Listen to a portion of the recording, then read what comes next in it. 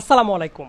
রাফসান দা ছোট ভাই নামে পরিচিত যে ইউটিউবার আছে তার পরিবার যে ঋণ খেলাপি সেই ব্যাপারটা আমি সামনে নিয়ে আসি এবং সেটা নিয়ে আমি লেখালেখি যখন শুরু করি তারপর চার সাইডে এটা অনেক আলোড়ন হয়ে যায় এবং আলোড়ন হয়ে যাওয়ার পরে রাফসান যে ছেলেটা আছে সে গতকাল রাতের বেলায় এসে তার পেজ থেকে একটা ভিডিও আপলোড করে তার ব্যাখ্যা নিয়ে। মূলত সেই জায়গায় সে অনেক আবেগী কথাবার্তা বলার চেষ্টা করেছে এবং অযুক্তি কুযুক্তি মিথ্যা যুক্তি দিয়ে সে নিজের জায়গাটা এস্টাবলিশ করার চেষ্টা করেছে। কিন্তু ব্যাপারগুলো যে কি পরিমাণ মানে মিথ্যা তথ্য এবং অযুক্তি কুযুক্তি দিয়ে বোঝাইছিল সেই ব্যাপারটা আমার কাছে মনে হলো সবার সামনে ক্লিয়ার করে দেওয়া উচিত। ওই কারণেই আমি এই ভিডিওটা করার প্রয়োজনীয়তা অনুভব করলাম। তো সবার আগে বলি যে আমি কেন প্রথম থেকে এই লোনের ব্যাপারটা নিয়ে কেন আমি কথাবার্তা বলছি। এর পেছনে একটা কারণ আছে, একটা ঘটনা আমাকে খুব ট্রিগার করেছে। পাবনার একটা ঘটনা 2022 সালের নভেম্বরের দিকে সম্ভবত, যে কৃষকদের 12 জন কৃষককে জেলে পাঠানো হয়। তাদের অপরাধটা কি? মাত্র 24,000 টাকার ঋণ খেলাপি করেছে তারা। মাত্র 24,000 টাকার ঋণ খেলাপির জন্য 12 জন কৃষককে জেলে পাঠানো হয় এবং আশেপাশের আরও অনেক কৃষক আছে যারা ভয়ে পালিয়ে বেড়ায়, তাদের কৃষিকাজ বন্ধ হয়ে যায় এবং নানাবিধ সমস্যা তাদের জীবনে তৈরি হয়। তাহলে এবং আমি আরও অনেক ঘটনা জানি যে জায়গায় 24,000 টাকাও অনেক বেশি, 5,000 টাকা 10,000 টাকার জন্য এই মানুষগুলো অনেক নির্যাতনের শিকার হয়। তো যে দেশে এই মানুষগুলো এই অতি অল্প টাকার জন্য তাদেরকে আইন এইভাবে জাপটে ধরে, আর সেই দেশে কিভাবে কোটি কোটি টাকা লোন ডিফল্টার হয়ে তারা গর্বের সাথে ঘুরে বেড়ায় অ্যাজ ইফ কোনো কিছুই তারা করে নাই। সো এই যে এই বৈষম্যটা আমাকে খুব ট্রিগার করে এবং ওই কারণেই আমি এই ব্যাপারগুলো নিয়ে সরব হওয়ার চেষ্টা করি। এর একটা কারণ হলো আমি সবসময় ফিল করি ক্যারেট কলেজে পড়াশোনা করেছি, ঢাকা বিশ্ববিদ্যালয়ে পড়াশোনা করেছি এবং এইগুলা কিন্তু জনগণের ডোনেশনের মানি ছিল এই জায়গায়। তো জনগণের টাকায় যেহেতু পড়াশোনা করেছে এই জায়গায় এই খেটে খাওয়া মানুষগুলোরও টাকা ছিল, টাকার অবদান একটা পোর্শন ছিল। তো পড়াশোনা করার পরে সেই মানুষদের পক্ষে যদি কথা না বলতে পারি, এই দেশের জনগণের রাইট নিয়ে যদি কথা না বলতে পারি, এই যে এই টাকাগুলো ঋণ খেলাপি যে টাকাগুলো হয়ে যেগুলো তো পাবলিক মানি, মানে জনগণের স্বার্থে যদি কথা না বলতে পারি, তাহলে এই বৈষম্যমূলক সিস্টেমের বিরুদ্ধে যদি কথা না বলতে পারি আমার নিজের কাছে খুবই অপরাধবোধ কাজ করে। কাজেই একজন নাগরিক হিসেবে দায়বদ্ধতার জায়গা থেকে আমি মানুষের অধিকার নিয়ে কথা বলার চেষ্টা করি। ডিরেক্টলি জাম্প করছি রাফসান দা ছোট ভাইয়ের যুক্তি অযুক্তি কুযুক্তির দিকে। সো রাফসান প্রথম দিকে বলার চেষ্টা করছিল এভাবে, ইনফ্যাক্ট সে কিন্তু টেকনিক্যালি আমার তোলা অভিযোগগুলো স্বীকারই করে নিয়েছে। সে বলছে তার বাবা মায়ের কোম্পানি ছিল, তারা লোন নিয়েছিল এবং সে একই সাথে বলছে তারা কেন কোর্টে গিয়েছিল। তার ভাষায় আমি বলছি কোম্পানি আর ব্যাংকের ভেতরে ডিসপুট হয়েছে এজন্য যে তাদের টার্মস আর কন্ডিশনস মিলে নাই, এই কারণে তারা কোর্টে গেছে। এই কথাটা একেবারেই অযৌক্তিক। কোর্টে কি এই জন্য গেছে যে টার্মস অ্যান্ড কন্ডিশনস মিলে নাই? মানে কোনো একদিন ব্যাংক এসে হঠাৎ করে বললো যে এই টার্মস কন্ডিশনস আছে, এইটা না মানলে তোমার কি মতামত তুমি বলো। ব্যাপারটা কি এরকম হয়েছে? হয় নাই। লোনটা নেওয়ার সময় টার্মস অ্যান্ড কন্ডিশনস সব স্পেসিফিক্যালি লেখা থাকে, সে জায়গায় কমপ্লাই করে তারপরে লোনটা নিতে হয়। আমার কথাটা হইল যে এই যে ব্যাংক কখন কোর্টে গেছে, মূলত কিন্তু ব্যাংকই প্রথমে কোর্টে গেছে এবং কোর্টে যাওয়ার পেছনে যে কারণটা ছিল সেটা হইল অনেকবার করে নোটিশ দেওয়া হয়েছে টাকা পে করার জন্য। শর্ত যেগুলো ছিল সেগুলো ভায়োলেটেড হয়েছে, টাইম পার হয়ে গেছে তারপরেও টাকা দেওয়া হয় নাই, ব্যাংকের লোন পরিশোধ করা হয় নাই। অনেকবার করে নোটিশ দেওয়ার পরেও যখন হয় নাই তখন ডিফল্টার হিসেবে ঘোষণা করে মর্টগেজের সম্পত্তি নিলামে তুলে বিক্রি করার চেষ্টা করা হয়েছে। সেই জায়গাতে আমি আসছি। তাহলে খেয়াল করে দেখেন রাফসান যেভাবে প্লেনভাবে বলল যে টার্মস অ্যান্ড কন্ডিশনস মিলে নাই এই কারণে কোর্টে গেছে, ব্যাপারটা খুবই বড় রকমের অসত্য একটা কথা না? এবং আরও একটা ইন্টারেস্টিং ব্যাপার আমি এই জায়গাতে বলি যে এই যে মানে কোর্টে যাওয়ার যে ব্যাপারটা, রাফসান বলছে যে এইভাবে কোর্টে চলে গেছে, যাওয়ার পরে কোর্ট এখন বুঝবে। কিন্তু এই জায়গায় একটা না গুরুত্বপূর্ণ ব্যাপার ছিল যে রাফসান কালকে রাতের বেলায় যখন দাবি করছে ওই মুহূর্তেও ইভেন অ্যাজ অফ টুডে রাফসানের বাবা এবং মা দুইজনই ঋণ খেলাপি, অফিসিয়ালি ঋণ খেলাপি। অনেকে হয়তো বা মনে করেন ব্যাংকে এটা ঘোষণা করলে তারপর ঋণ খেলাপি হয়। নো, তারা যখন বারবার করে ঋণ দেয় নাই, শর্ত বাড়ানোর মানে শর্তর ভেতরে ঋণ দেয় নাই, টাইম বাড়ানো হয়েছে তারপরেও ঋণ দেয় নাই, বারবার করে নোটিফিকেশন দেওয়ার পরে ঋণ হয় নাই, ওই টাইম থেকেই তো ঋণ খেলাপি হয়ে গেছে। এবং ঋণ খেলাপি হয়েছে আগে, তারপরে ব্যাংক গেছে কোর্টের কাছে যে এইবার আমার কোর্টের মাধ্যমে টাকা উসুল করতে হবে। ব্যাপারটা বুঝেন। এবং তার আগে কোর্ট আরেকটা কাজ কি করে, ব্যাংক আরেকটা কাজ কি করে, মর্টগেজ যে সম্পত্তিটা রাখা হয় সেই মর্টগেজের জিনিসটা কিন্তু নিলামে তুলে বিক্রি করে এবং পাবলিকলি কিন্তু নিলামের বিজ্ঞপ্তিটা দিতে হয় জাতীয় পত্রিকায়, দিয়ে ওই জায়গা থেকে নিজের টাকাটা উসুল করার চেষ্টা করে, রাইট? এই জায়গাতেও রাফসানের যে কত ভুল ব্যাখ্যা আছে একটু পরেই বুঝতে পারবেন। সবার আগে আমি আরেকটা কথা একটু এই জায়গাতে একটু ফোকাস করি। রাফসানের দাবি ছিল কি, দেখবেন করোনার ভেতরে ব্যবসা খারাপ হয়েছে, পুরা পৃথিবী থমকে গেছে, তার মানে করোনার সিম্প্যাথিটা সে দেখানোর চেষ্টা করছিল। ওর ভিডিও যারা দেখেছেন নির্ঘাত এই জিনিসটা আপনাদের মাথায় হিট করার কথা। আপনারা কি একটা জিনিস জানেন, রাফসানের পরিবার কি করোনার ভেতরে ডিফল্টার হয়েছে বা করোনার পরে? Answer is absolutely no. তারা ডিফল্টার হয়েছে করোনারও আগে। তাহলে খেয়াল করে দেখেন, রাফসান যে সিম্প্যাথিটা কুড়ানোর চেষ্টা করলো করোনার এক্সকিউজ দিয়ে, তার এই এক্সকিউজ কি সত্য নাকি মিথ্যা? মানে পাবলিকের সাথে সে একটা প্রতারণা করলো না? তারা তো ডিফল্টার হয়েছে করোনারও আগে, তাহলে করোনাকে কিভাবে এক্সকিউজ আকারে ইউজ করে তারা? এবং এই যে দেখেন আরেকটা মিথ্যা আমি ধরে দিলাম, আপনারা খোঁজখবর নিয়ে দেখেন, ব্যাংকের কাছে যান, প্রত্যেকটা জায়গায় খোঁজখবর নেন, দেখবেন এই কাজটাই ঘটেছে যেটা রাফসান চেপে যাওয়ার চেষ্টা করেছে। আর রাফসান ভিডিওটা করার সময় সবার আগে এইটা স্বীকার করে নিলে ভালো হইতো, আপনার অনেস্টিটা সবাই বুঝতে পারতো। আপনি যদি বলতেন ইয়েস আমার বাবা মা ঋণ খেলাপি, আপনি কি একবারও বলার চেষ্টা করেছেন? নাকি টার্মস অ্যান্ড কন্ডিশনসের গল্প শুনিয়ে পাশ কাটিয়ে যাচ্ছিলেন? আপনার বাবা মা তো এখনও ঋণ খেলাপি, ঋণ তো দেন নাই ব্যাংকে। তারপর আর একটা কথা বলি যে একটা আসলে ঋণ খেলাপি কখন হয়, মানে টার্মস অ্যান্ড কন্ডিশনস কিন্তু প্রথমেই লেখা থাকে ব্যাংকে, ঠিক না? সেইগুলো তারা তো মানেই নাই, তারা আজ অবধিও টাকা দেয় নাই। এবং যখন সে টাকা দিচ্ছে না তারপরেই তো ঋণ খেলাপিটা হইছে তারা। তারপরে আর একটা ব্যাপার, রাফসান আর একটা ভুল দাবি করেছে। দেখেন সে তার ভিডিওর ভেতরে বলেছে যে লোনটা তো আর এমনি এমনি দেয় নাই, মর্টগেজ দিয়েছে তারা। ইয়েস, মর্টগেজ দিতে হয়, এবং তারা মর্টগেজ রাফসানের দাবি মতো 1 টাকার যদি লোন দেয় তার বিপরীতে তারা 10 টাকার মর্টগেজের সম্পত্তিটা দিয়েছে। তার মানে তার কথা শুনে বোঝা যাচ্ছে 10 গুণ বেশি টাকার জিনিস তারা মর্টগেজ রেখেছে। যদি 2.5 কোটি টাকা 2016 সালে লোন নেয়, একটু সহজ হিসাব করেন তো সবাই, তার 10 গুণ কত? 25 কোটি। তার মানে তার দাবি মতো 2016 সালে খুলনার যে জমিটা তারা মর্টগেজ রেখেছে তার দাম ছিল 25 কোটি। কিন্তু আসলে কি তাই? বর্তমানে এই 2024 সালে ওই জমিটা বিক্রি করতে গেলে 25 কোটি দূর কি বাত, আপনি মানে 10 কোটিও পাওয়াটা মুশকিল আছে। এবং এই জায়গাটা মানে আমি যতদূর একটু তথ্য পেয়েছি, যদিও এটা চূড়ান্ত কথা না, যে হয়তোবা তার ডাবলও না, যে টাকা মানে ঋণ খেলাপি আছে তার ডাবলও উঠবে না ওই ইসের থেকে। তাহলে রাফসান যে মানে পট করে বলে উঠলো যে 10 গুণ বেশি টাকার সম্পদ দিয়ে রেখেছে, এই কথাটাও তাইলে ভুল, এবং সে মিথ্যা কথা প্রচার করেছে সবার কাছে।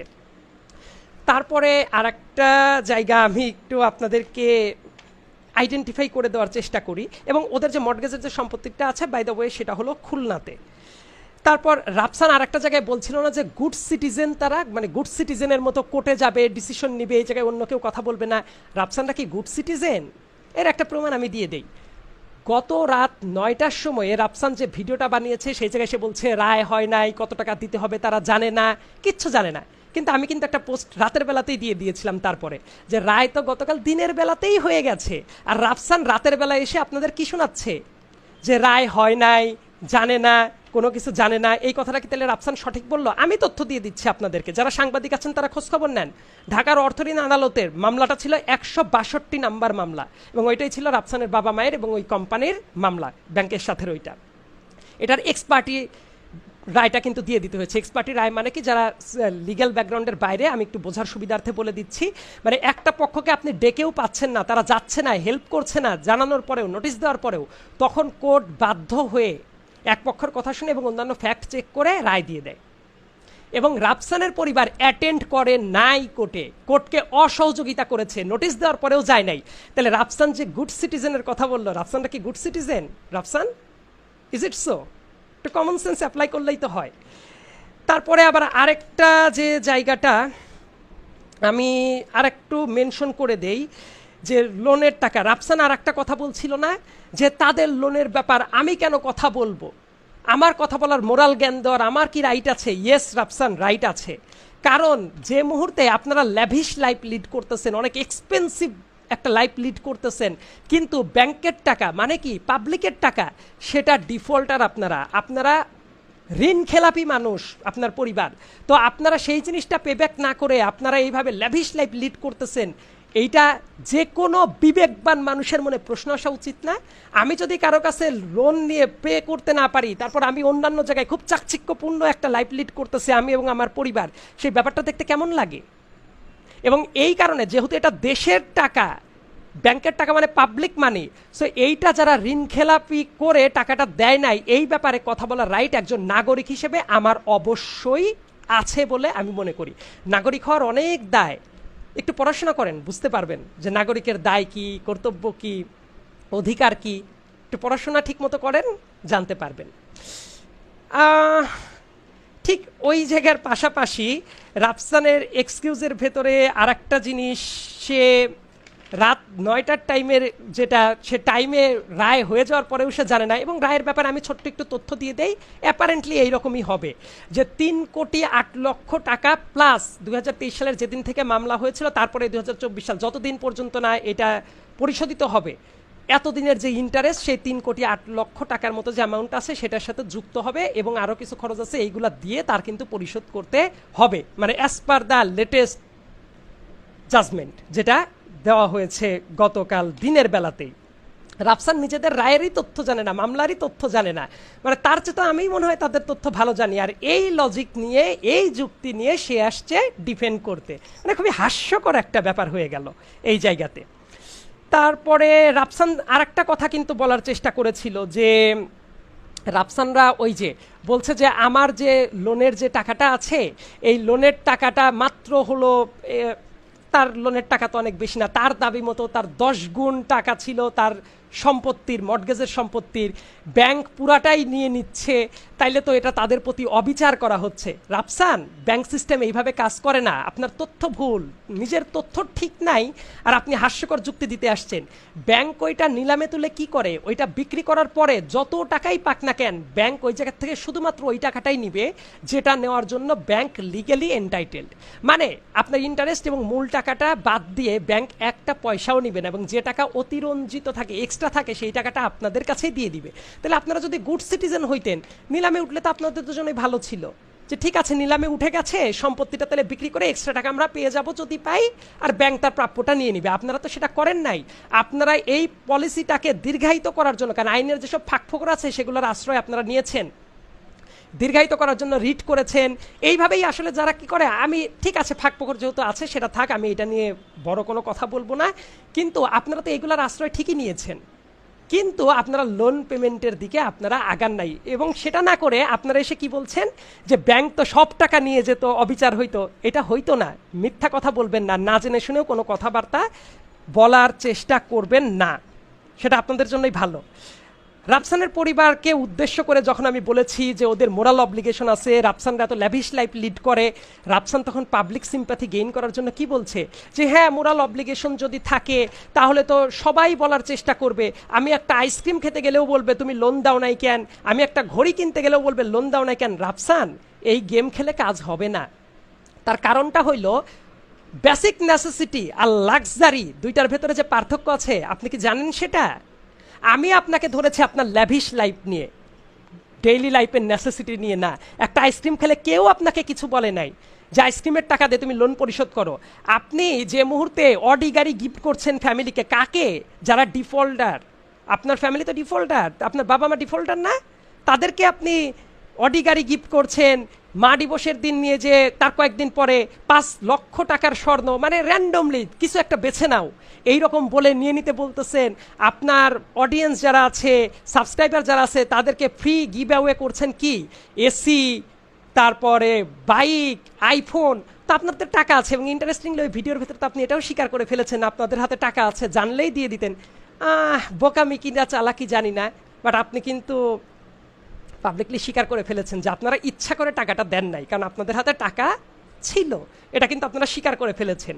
অতি চালাকের আসলে গলায় দড়িই হয়, সেটা পাবলিকলি আপনারা স্বীকার করেই নিয়েছেন। সো খুবই চতুরতার সাথে যে ভিকটিম কার্ডটা প্লে করতেছিলেন সেই ব্যাপারটা আসলে সঠিক কোনো ব্যাপার না। গাড়ির দাম নিয়ে আপনি প্রশ্ন তুলেছেন, গাড়ির দাম নিয়ে তো আমি প্রথমেই ব্যাখ্যা করে দিয়েছি যে ওটা সময় টিভির দাবি ছিল। সময় টিভির রিপোর্টটাও আমি ওই পোস্টের কমেন্ট সেকশনে অ্যাড করে দিয়েছিলাম যে সময় টিভি বলছে যে 2 কোটি টাকার কমে কোনো গাড়ি নাই। আমি ওই জায়গায় এই ব্যাখ্যাটাও কিন্তু সংযুক্ত করে দিয়েছি পরে আমার লেখার ভেতরে যে ঠিক আছে সময় টিভির দাবি যদি ভুলও হয়, 2 কোটি টাকা নাও হয়, 75 লক্ষ হয়, 1 কোটি হয়, still this is luxurious car. এবং এই লাক্সারি গুডটা আপনি কি করতে পারেন, একজন ঋণ খেলাপি পরিবারের সদস্য হিসেবে ঋণ পরিশোধ না করে আপনি এটা করলে চোখে লাগে। এইটাই মোরাল অব্লিগেশনটা আমি ধরে দেওয়ার চেষ্টা করেছি। এবং ওই 2 কোটি না হয়ে যদি 75 লক্ষ হয়, 1 কোটি হয়, সেটাও আসলে মূল যে আমি প্রপোজিশন যেটা ছিল সেটাকে এফেক্ট করে না। ওই লেখার ভেতরে আমি ক্রিস্টাল ক্লিয়ারভাবে লিখে দিয়েছি। এবং আরেকটা ব্যাপার, আমি কিন্তু লেখার ভেতরে কি একবারও বলেছি আপনার লিগ্যাল অব্লিগেশন আছে? আমি তো মোরাল জায়গাটা নিয়েই প্রশ্ন করেছি। অনেকে ভাবতে পারে, এটা দেখলাম অনেকে কমেন্ট করছে ওর কি লিগ্যাল অব্লিগেশন আছে বাবা মায়ের জন্য? তো বাবা মায়ের ভবিষ্যতে সম্পত্তি দিবেন, বাবা মায়ের সব কিছু করবেন, বাবা মা ওই লোন ডিফল্টার বাবা মাকে নিয়েই লাক্সারিটাকে সেলিব্রেট করতেছেন আপনি দামি দামি গিফট দিয়ে, অথচ নিজের মোরাল অব্লিগেশনটা নেবেন না। এটা তো হয় না। আপনাকে লিগ্যাল জায়গায় আমি ধরি নাই, আমার লেখার ভেতরে খুবই স্পষ্ট ভাষায় সেটা লেখা আছে। Go and check again. তারপরে চলেন গাড়ির দাম নিয়ে তো বললাম। গাড়ির দাম নিয়ে বলার পরে ভিডিওর ভেতরে আপনি একটা ফ্লেক্স করছিলেন না যে আপনার বাবা আর্মি অফিসার, দেশের জন্য সারা জীবন সেবা করেছে। এই জাতীয় মন মানসিকতা বদলান। এই দেশের সেবা সবাই করে, শুধুমাত্র আপনার বাবা একা করে না। আর্মি হয়েছে তো কেন অন্যরা সেবা করে না দেশের? একজন টিচার, ডাক্তার, ইঞ্জিনিয়ার, পুলিশ, সাংবাদিক, অন্য যে কোনো প্রফেশনাল লোক, তারা সেবা করে না? কোনো প্রফেশনই মহৎ না, প্রত্যেকেই টাকা নিয়েই সেবাটা করছে। অ্যান্ড ইন্টারেস্টিং ব্যাপারটা হলো শুধু এরাই না, একজন কৃষক, তাঁতি, জেলে, একজন মুটে কুলি, একজন ভ্যান চালক, একজন সুইপার, তারা দেশের সেবা করছে না? সো প্রত্যেকটা প্রফেশনকে সম্মান করতে শিখেন। এই ওভার গ্লোরিফিকেশন কোনো জিনিসটা করে আপনাদের চোখটা আসলে ওপরে উঠে থাকে, এই সাধারণ মানুষকে আপনার চোখে পড়ে না। এই কারণে আপনার কাছে মনে হয় ও শুধু আমার বাবাই দেশকে সার্ভ করে গেছে। নো, এই ব্যাপারটা বোঝার চেষ্টা করেন। আর একটা ইন্টারেস্টিং ব্যাপারটা কি জানেন? আপনি যে আর্মির দোহাইটা দিচ্ছেন না, আপনার বাবা অ্যাজ অফ টুডে ঋণ খেলাপি একজন মানুষ, এবং সেটাকে জাস্টিফাই করার জন্য আপনি কি ব্যাখ্যা দিচ্ছেন? আপনি ওই ব্যাখ্যা দাঁড় করালেন যে আপনার বাবা আর্মি অফিসার ছিল। আর্মিদের সাথে আমারও যথেষ্ট পরিচয় আছে, নিজেও ক্যাডেট কলেজে পড়াশোনা করেছি। তো এই কারণে যত আর্মি অফিসার দেখেছি অনেকে আছে প্রচণ্ড ইন্টিগ্রিটি সম্পন্ন, তারা ভ্যালুস ক্যারি করে লাইফে। তারা যদি জানে যে এই জাতীয় লোন ডিফল্টার একজন মানুষের ছেলে এসে ডিফেন্ড করতেছে আর্মির ট্যাগকে ইউজ করে, সম্ভবত তাদেরও খুবই লজ্জা পাওয়ার কথা, তাদের ইন্টিগ্রিটিতে বাধার কথা যে আর্মির ট্যাগটাকে এইভাবে এই ননসেন্স মার্কা যুক্তি দিয়ে জাস্টিফাই করতে যাচ্ছে। রাফসান, সব কিছু দিয়ে সব কিছু জাস্টিফাই করা যায় না, রাইট? সো একটু চিন্তা ভাবনা করে কথা বলাটা আপনার জন্য ভালো হবে আই গেস। আরেকটা ব্যাপার, আপনি ভিডিওতে দাবি করেছেন না যে আপনি তো করে দিতেন কিন্তু আপনি জানেন না, এই কারণে আপনারা লোন পে করতে পারেন নাই। কথাটা কি সঠিক? আপনার যদি ইন্টেনশন থাকতো, ঠিক আছে ইন্টারেস্ট কত হবে আপনি জানেন না, কিন্তু আর একটা তথ্য তো আপনি নিশ্চিতভাবে জানেন, আসল কত ছিল, মানে এক্সাক্ট কত টাকা লোন নিয়েছেন, 2.5 কোটি। আপনি 2016 সাল থেকে 2024 সালের ভেতরে ব্যাংকে কি এর কোনো অংশ পে করার ইন্টেনশন দেখিয়েছেন? উত্তর হলো দেখেন নাই তো। ওইটা তো আসল টাকা ছিল, এটা তো আপনার পে করতেই হবে, আপনি তো সেটা করেন নাই। এবং ব্যাংক যত আপনাদের নোটিশ পাঠিয়েছে, যা করেছে, প্রত্যেকটা জায়গায় কি এইগুলো নোটিফাই করে নেই? যখন প্রথম আপনার ফ্যামিলির লোকজন লোনটা নিয়েছিল সেই জায়গায় লেখা ছিল না? আপনি যদি না জানেন, এটা আপনার পক্ষ থেকে ইগনোরেন্স দিয়ে জাস্টিফাই করতে আসবেন না, এটা আপনাদের ব্যর্থতা। এবং আর ব্যর্থতা যদি নাও হয়, এটা আপনি জেনেও সবার সামনে লুকানোর চেষ্টা করছেন। তার কারণ দেখেন, আপনি তো এই 8 বছরে দেন নাই। এবং আরও একটা মজার তথ্য আমি অডিয়েন্সের উদ্দেশ্যে বলছি, ঘাটতে ঘাটতে পেয়ে গেছি।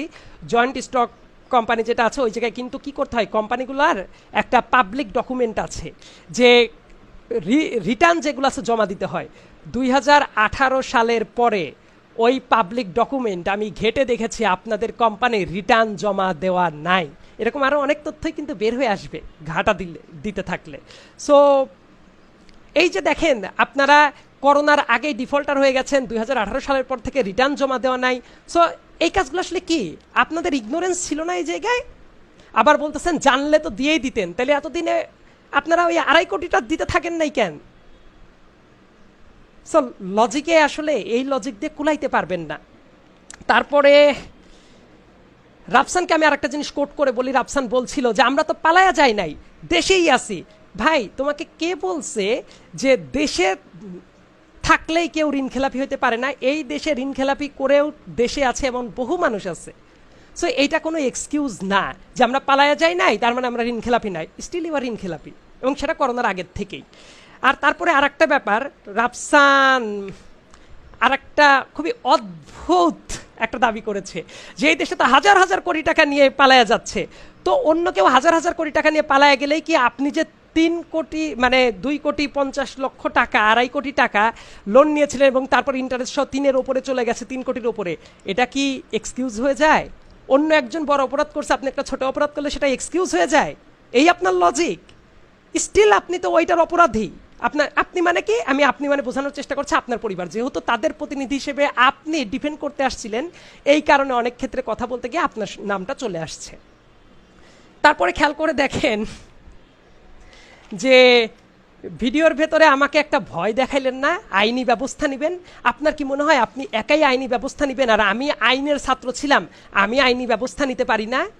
আপনি যদি আইনি পথে হাঁটেন আমিও আইনি পথে হাঁটতে পারি। এবং রিমেম্বার ওয়ান থিং, আমি এই পৃথিবীতে শুধুমাত্র পৃথিবীর কাউকেই আমি ভয় পাই না, একমাত্র অলমাইটিকে ছাড়া আমি কাউকেই বিন্দুমাত্র ভয়ও পাই না, পরোয়াও করি না। কারণ আমি খাইও না, কারো খাইও না, পড়িও না, আমি কারো ক্ষতিও করি নাই, আমি কোনো অপরাধীও না, আমি কারো ঋণ খেলাপিও না, আমি কারো তোষামদি করেও বেড়াই না যে আমার ভয়ে থাকতে হবে। এই কারণে আমার কোনো ভয় নাই। আপনি আমাকে ভয় দেখায় মুখ বন্ধ করতে চান? রিমেম্বার ওয়ান থিং, আমি বিশ্বাস করি আমার রুটি রুজি রিজিক জীবন মৃত্যু প্রত্যেকটা জিনিসের ফয়সলা করে উপরওয়ালা, এবং আমার মরণের 1 সেকেন্ড আগেও আমি মরবো না, 1 সেকেন্ড পরেও কোনো দিন মরবো না। তাহলে এই জীবনে আমি আসলে কাপুরুষের মতো বাঁচতে চাই না, যেটা হক কথা সেটা আমি চিরকালই বলে যাব। কোনো ভয়ে টলায় যাওয়ার মানুষ আমি না, কারণ আমি ন্যায্য কথা বলার চেষ্টা করি, মানুষের অধিকার নিয়ে কথা বলার চেষ্টা করি। ভয়ে তো আরে তারা থাকবে যারা দুর্নীতিবাজ, যারা লোন ডিফল্টার, যারা চুরিচামারি করে বেড়ায়, যারা অন্যায়কে জাস্টিফাই করে বেড়ায়। আমি কোনো দিন এই কাজগুলোকে ভয় পাই না। এবং আপনি কি বলার চেষ্টা করছেন যে আমি সাবজুডিস ম্যাটার নিয়ে কথা বলছি, যদিও আপনি শব্দটা ভুল বলেছিলেন, কালকে হাস্যকর একটা শব্দ বলেছিলেন, বাট এটার অরিজিনাল ব্যাপারটা হলো এটাকে ইংলিশে সাবজুডিস ম্যাটার বলে। এটা কাভার করে না প্রত্যেকটা ঘটনায়, কিন্তু সাবজুডিস ম্যাটার না, আদালতে অনেক ব্যাপার বিচারাধীন আছে, সেটা নিয়ে পেপারে রিপোর্ট হয় না, সব কিছু হয় না। হয়তো আমি কি এমন কোনো কথা বলেছি যে এই যে রায় দিচ্ছে এটা ভুল, কোর্ট বিচার ঠিকঠাক মতো করতে পারছে না, অমুক তমুক, এ ধরনের কোনো কথা বলি নাই, কন্টেম্প অফ কোর্ট হওয়ার মতো কোনো কথা বলি নাই। আবার ডিফামেশনের কথা বলবেন তো, আমি পাবলিক ইন্টারেস্টে কথা বলেছি, এবং যে তথ্যগুলো আমি দিয়েছি সেগুলো পাবলিক ডকুমেন্ট, মাথায় রাখবেন, পেপারে সার্কুলেটেড হয়েছে সেই জিনিস, অফিসিয়ালি ওয়েবসাইটে পাওয়া যাচ্ছে সেই জিনিস, এবং পাবলিক ডকুমেন্ট এভাবে পাবলিশ করলে এবং জনস্বার্থে যদি করা যায় এবং সত্য যদি হয়, এগুলা কি হয় না, ডিফামেশনে কাভার করে না। ডিফামেশনের যে আইনটা আছে আপনার এগুলো জানার কথা না, সেই জায়গায় যে এক্সেপশনাল কজ আছে যে এই কারণে ডিফেমেশন হয় না, এগুলা কিন্তু এক্সেপশনাল কজের ভেতরে পড়ে যায়। আমি অনেক জেনে শুনেই পাবলিক ইন্টারেস্টে সত্য কথাগুলা পাবলিকলি প্রকাশিত হয়েছে এমন কথাগুলো আমি বলেছি খুবই সতর্কভাবেই। রাফসান আর রাফসানের ওই ভিডিওর ভেতরে আর একটা জিনিস দেখলাম, অন্য অনেক ইউটিউবার আছে যারা এসে গা সাপটাচ্ছে, তাকে সাপোর্ট দিচ্ছে। মনে রাখবেন, সত্য কথা কেউ যদি বলে, একজন সত্য কথা বললেও সেটা সত্যই থাকে, আর অন্যায্য কথা যদি 1000 জন মানুষও বলে স্টিল সেটা অন্যায্য কথাই থাকে। অনেকে সাপোর্ট দিলে সেটা কি হয় না, সেটা ন্যায্য কথা পরিণত হয় না। সো যারা যারা ভাবছেন ওই যে বিভিন্ন ইউটিউবার আশেপাশে সাপোর্ট দিচ্ছেন, আপনাদের যে কেমন লাইফ লিড করেন, আপনারা কেমন তোষামদি করেন, কোথায় কি করে বেড়ান, এগুলো দেশের মানুষজন জানে। আপনাদের এইগুলা দেখে আমার মনের ভেতরে কোনো মানে এটা কোনো অনুভূতিও জাগে না আমার মনে। কারণ কি, আমি যেটা বলছি আমি বিশ্বাস করে আমি ন্যায্য কথাটা বলছি। আমি কাউকে বলেছি আমাকে সমর্থন দেন, কোনো কিছু করেন, আমি যদি ন্যায়ের কথা বলি, হক কথা বলি, তাইলে যাদের সমর্থন দেওয়ার তারা সমর্থন করবে। এবং আমি সবার উদ্দেশ্যে বলছি, আপনাদের যদি মনে হয় আমি যে ফ্যাক্টগুলো তুলে ধরেছি এগুলো ভুল এবং এগুলো অন্যায্য কথা বলেছি, আপনারা আমাকে সমর্থন করেন না। আই হ্যাভ দ্যাট গাটস যে আমি বলতে পারি আমি অন্যায্য কথা বললে আমাকে সমর্থন করবেন না। আর যারা যারা ওকে সমর্থন দিচ্ছেন ওই ভিডিওগুলোতে গিয়ে, তাদের এই গাটসের অভাব আছে। আপনাদের মোরালিটির অভাব আছে। আপনারা অনেক অন্যায়কে জাস্টিফাই করার, বিভিন্ন জায়গায় অন্যায়কে জাস্টিফাই করার কি আছে, সেই নজিরগুলা কিন্তু আপনাদের আছে। সায়েদ আবদুল্লাহ এই কাজ করে না, কাউকে ভয়ও পায় না সায়েদ আবদুল্লাহ। তারপরে রাফসানের কথাটা যদি আমি আর একবার বলার চেষ্টা করি, যে সে অফিসিয়াল হিসাব মতো এবং লোনের এই ব্যাপারটা, এই ঋণ খেলাপির ব্যাপারটা নিয়ে আমি কেন অনেক কথাবার্তা বলি জানেন?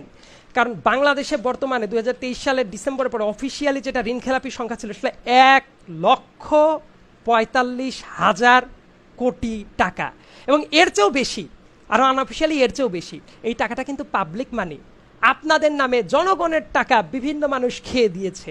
এই টাকাটা অনেক ক্ষেত্রে আর পরিশোধ করবে না। এই ভোগান্তিটা কার পোহাইতে হবে? দেশের মানুষের। ট্যাক্সের হিসাব বা অন্যরকম হয়ে যাবে, জিনিসপত্রের দাম বেড়ে যাবে, প্রত্যেকটা জায়গায় পদে পদে ভোগান্তির শিকার হবেন।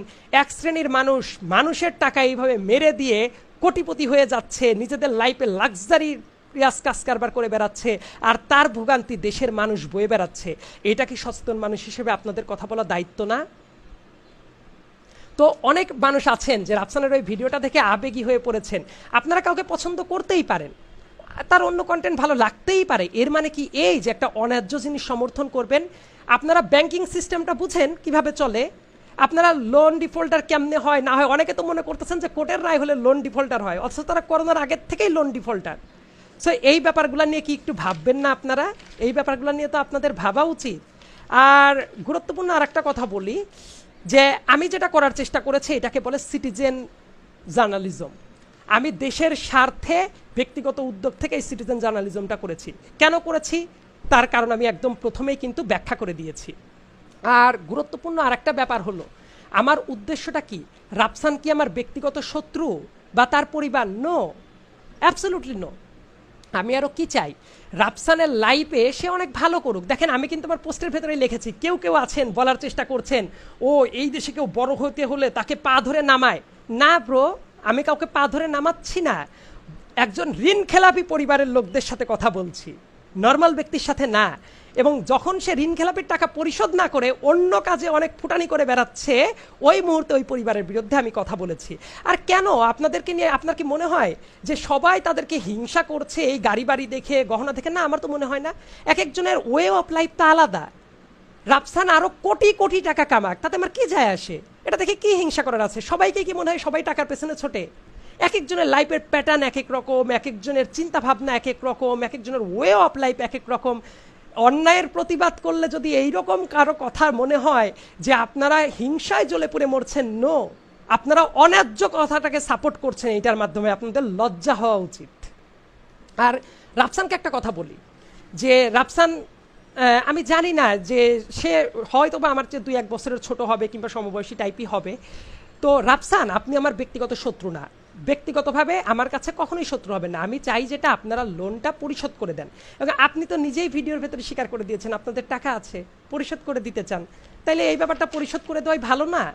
আপনারা যে মুহূর্তে এই লোনের টাকাটা পরিশোধ করে দিবেন, তারপরে আপনাদের বিরুদ্ধে আমার আর কোনো কথাবার্তা নাই। আপনারা মাকে আরও কোটি কোটি টাকার গিফট করেন, লাইফে অনেক ভালো করেন, সেটা দেখতে আমার ভালো লাগবে। এবং আমি সবার সামনে একটা কথা বলছি, আপনারা যদি লোনের পেমেন্টটা করে ফেলেন, আপনার এই ডিফল্টটা কেটে ওঠেন, রাফসান আপনি যদি উদ্যোগ নিয়ে এই কাজটা করেন, আমি আপনার প্রশংসা করব। এবং সবার সামনে বলছি, আমি আপনাকে ইনভাইট করলাম একটা কফির দাওয়াতে, যে আপনি তো আমার শত্রু না, আমি দেশের স্বার্থে কথা বলার জন্য আপনাদের প্রপোজিশনটাকে চ্যালেঞ্জ করেছি, but you are not my enemy. এবং আমি ভবিষ্যতেও শত্রু জ্ঞান করবো না, কারণ আপনি তো আমার টার্গেট না। আপনি জাস্ট ঋণ খেলাপির একটা উদাহরণ হিসেবে আপনার পরিবারকে আমি ইউজ করেছি। তো আপনাকে আমি কফির দাওয়াত দিয়ে দিলাম। ডেফিনেটলি আমরা কফি খেতে খেতে গল্প করব, আপনার সাথে হ্যান্ডশেক করব, এবং আপনাকে আমি ডেফিনেটলি তখন নিজে একটা ফেসবুকে পোস্ট দেবো, ইয়েস রাফসানটা এটা পে করে দিয়েছে। এবং আপনি লাইফে অনেক ভালো করতে থাকেন, সেটা দেখতেও আমাদের সবারই ভালো লাগবে, ঠিক না? কিন্তু আপনি সেটা না করে এসে উল্টাপাল্টা লজিক দেখাবেন, সেটা তো রাফসান হইতে পারে না। আর দেশের মানুষ যারা আছেন, যারা দেখছেন ঋণ খেলাপিদের সামাজিকভাবে আমাদের বয়কট করাটা জরুরি। দেশের মানুষের টাকা মেরে এইভাবে একদল মানুষ, রাফসানরা একটা ছোট্ট উদাহরণ, এরকম আরও অনেক রাঘব বোয়ালরা আছে। অনেকে বলেন আমি কি রাঘব বোয়ালদের বিরুদ্ধে কথা কেন বলি না? আপনারা যারা আমাকে দীর্ঘদিন ধরে ফলো করেন আপনাদের জানা থাকার কথা, আমি রাঘব বোয়ালদের বিরুদ্ধেই সবচেয়ে বেশি কথা বলি। আমি অন্যায়ের প্রতিবাদ পেলে আমি কিন্তু করার চেষ্টা করি। ঠিক আছে, যদি মনে হয় যে উনি করলো না, আপনারা করেন, কেউ কি বাধা দিয়েছে? দেশটা আপনাদেরও না? আপনাদেরও তো দায়িত্ব আছে। এই দেশটার ব্যাংকিং সেক্টরটা অনেক বেশি ট্রাবলের ভেতরে আছে, অর্থনৈতিক কালের একটা সংকট চলছে। সো এই জিনিসগুলা ওভারকাম করানো কি আমাদের দায়িত্ব না? তো এই জায়গায় ঋণ খেলাপি যারা, তারা এত বড় বড় বেনিফিট নিয়ে সবার টাকা মেরে দিবে, এইটা হইতে পারে না। আপনারা প্রত্যেকেই সচেতন হন, দেশটাকে আমরা সবাই মিলে চলেন ভালো রাখি। এটা তো আমাদের দেশ, আমাদের এই দেশে বাঁচতে হবে, এটা আমাদের শিকড়, আমাদের সবার দায়িত্ব আছে না? আর উল্টাপাল্টা ব্যাখ্যা দিয়ে, ভয় দেখায়, ইলজিক্যাল কথাবার্তা বলে আমার সাথে আসলে পারবেন না। কারণ আমি খুবই ন্যায্য কথা বলা পছন্দ করি, আমি একটা অন্যায্য কথাবার্তা বলি নাই। আর এই যে কাজটা করেছি পুরো পাবলিকের সাথে, রাফসান উল্টাপাল্টা ভিডিও করলে, ইমোশনাল কথা বললে যে কেউ বাবা মাকে কোনো গিফট দিতে যায়েন না, এটা শুনে অনেক বাচ্চা কাচ্চা মানুষ আছে যারা ইমোশনে গলে পড়বে। না রাফসান, এইভাবে ইমোশনাল ব্ল্যাকমেইলে যুক্তি খাটে না। আপনার যুক্তিগুলো যে ভুল ছিল, এই ভিডিও যারা দেখে তারা বাই দিস টাইম সবাই জেনে গেছে। আমি চিরকাল হকের কথাই বলবো, ন্যায্যতার কথাই আমি বলবো যতদিন আমি বেঁচে থাকবো। আর ডেফিনেটলি রাফসান দা ছোট ভাই, remember the name, this is Sayed Abdullah, your বড় ভাই। কফির দাওয়াতটা কিন্তু থাকবে, লোনটা পরিশোধ করেন সবাই মিলে, কফি খেতে খেতে গল্প হবে। Thank you very much. আসসালামু আলাইকুম।